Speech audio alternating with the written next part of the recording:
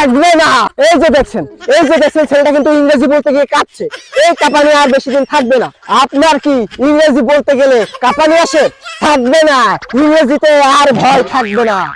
আপনি কি ইংরেজিতে দুর্বল? শ্যাম ভাই, আমি ইংরেজিতে খুবই ভয় পাই। ইংরেজিতে কথা বলতে গেলে খুবই ভয় লাগে। আর বলো না, ইংরেজি আমারও ভয় লাগে। থাকবে না ইসলাম, ইংরেজিতে ভয় আর থাকবে না। বুঝছো? তোমার ইংরেজির দুর্বলতা আর থাকবে না। থাকবে না, ইংরেজির দুর্বলতা আর থাকবে না। আপনি কি ইংরেজিতে দুর্বল? আপনার কি ইংরেজি বলতে গেলে কাঁপানি আসে?